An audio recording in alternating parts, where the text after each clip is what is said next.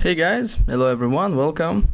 This is International Master Asaf Givon here, and I wanted this today in this video to present to you my new video course that I've done for the Remote Chess Academy about strategic piece exchanges in chess.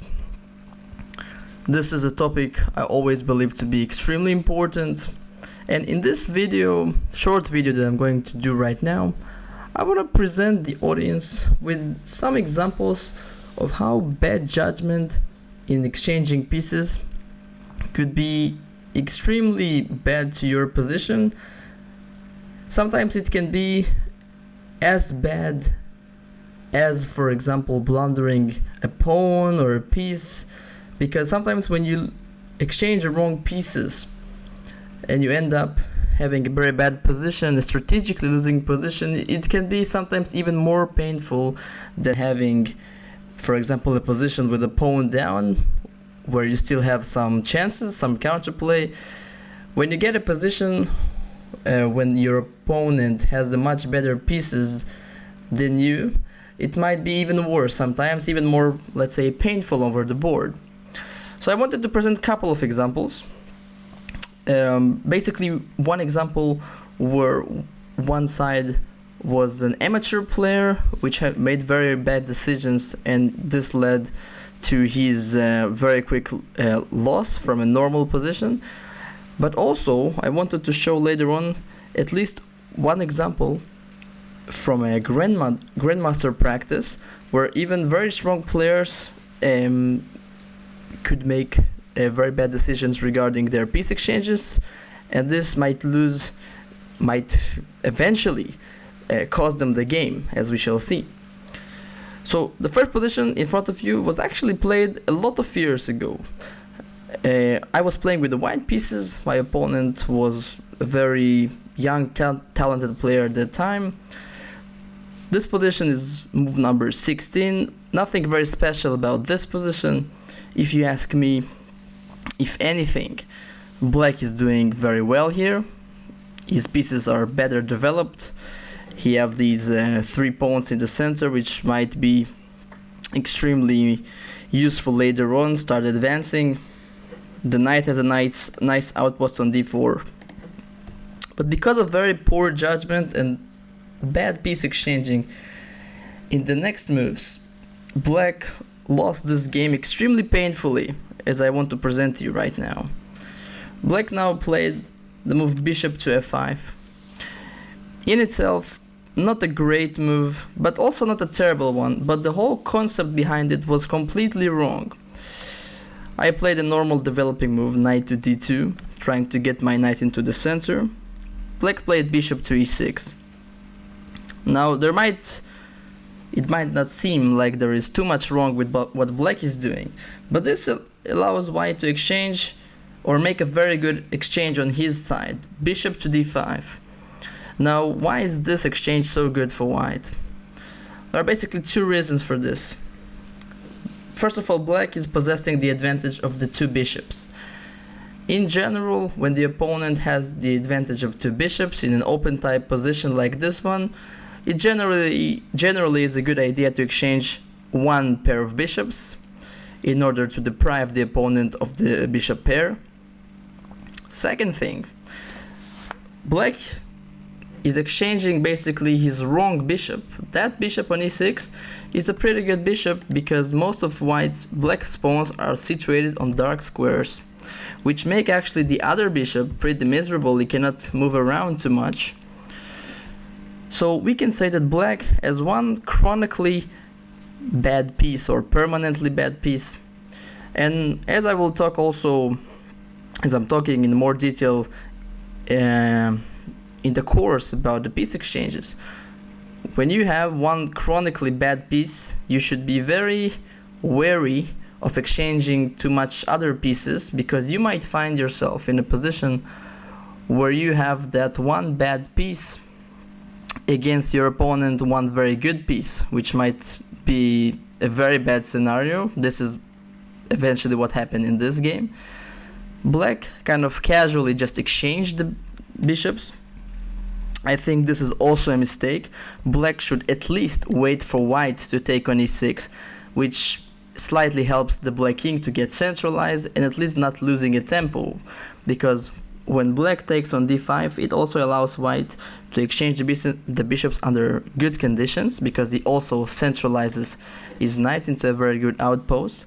This is another theme we're going to talk about in the video course, about how to exchange pieces under the best possible conditions. It's also a very important aspect. Black played knight d4. So we can see that this knight on d4 is a pretty good piece. So in the next couple of moves, the right strategy for white would be to try and exchange that knight for his knight on d2, because if this happens, we will have essentially a position where white has this extremely dominant knight on d5 versus this very bad bishop on e7. So first of all, white plays the move f4, pretty normal, trying to activate that rook on the f file. Black plays king e6 in order to avoid any kind of X-ray attacks against his king. White plays b3 to safeguard his pawn on c4 as a preparation for the move knight f3, because if white would do that immediately, the pawn would be hanging. Black plays rook to g8. White plays knight f3 as planned.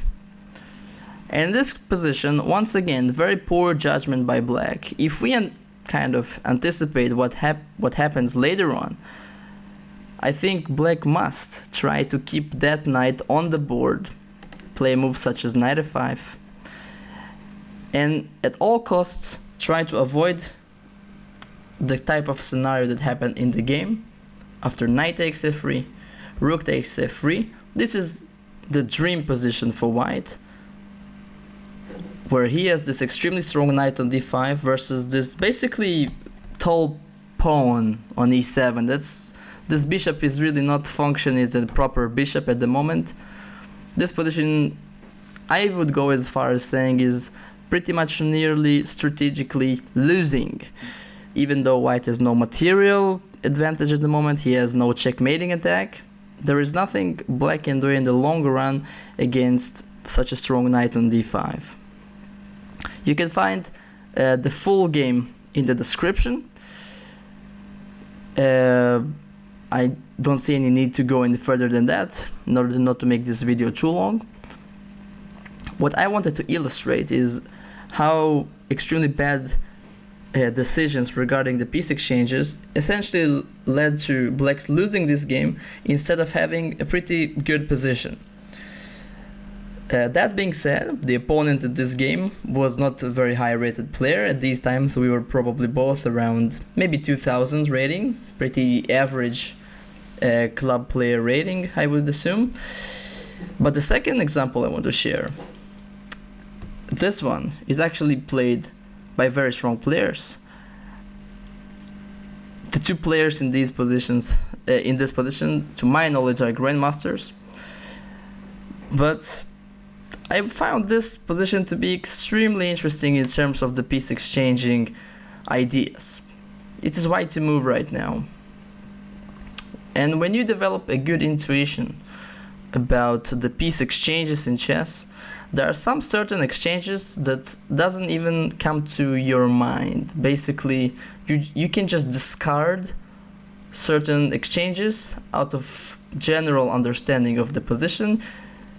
You can just, at the brief moment, look at a certain type of exchange and understand that it's going to be very bad for you, so you don't even need to calculate it.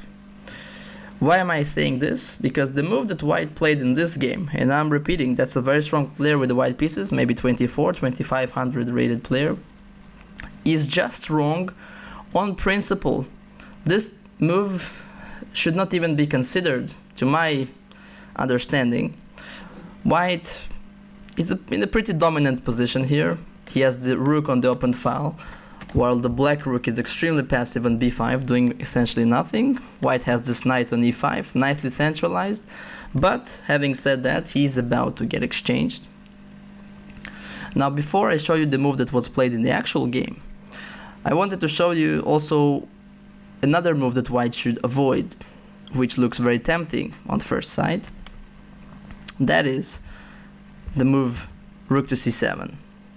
Looks like almost a no-brainer, right?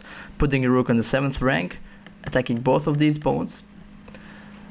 But this move allows black to have the better of the piece exchanges. Black can now eliminate this very strong knight on e5, force white to recapture with the pawn, doubling his pawns, then play knight d5. You can see that not only this knight is being centralized, all of black's pawns are being defended.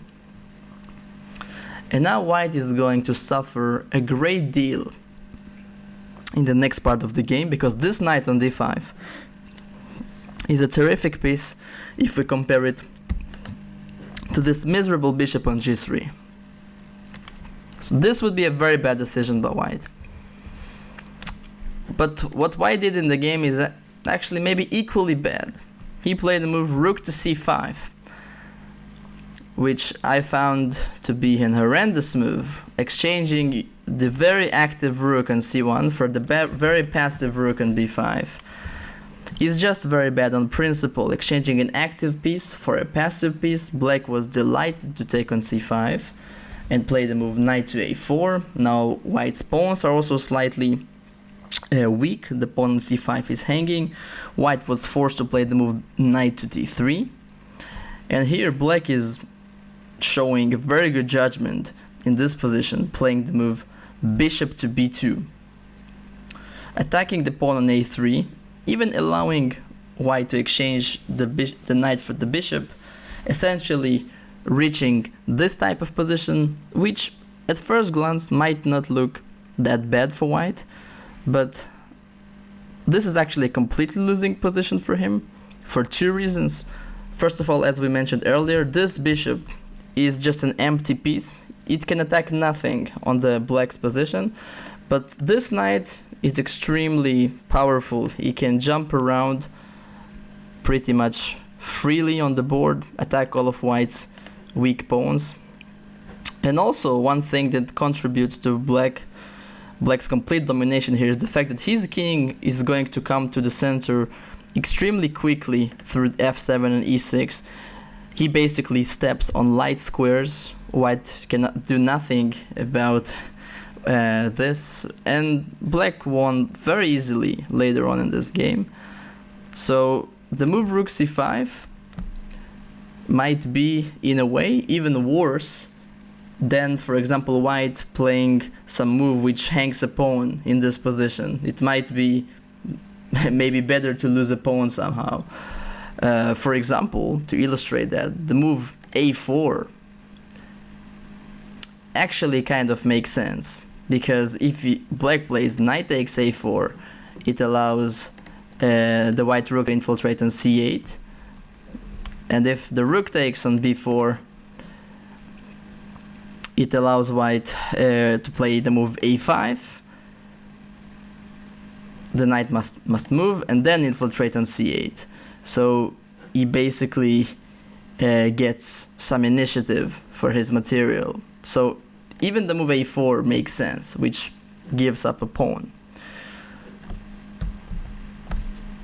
So this wraps up this video. I wanted to show you in these two examples how important is the decision making, which is regarding the piece exchanges in chess.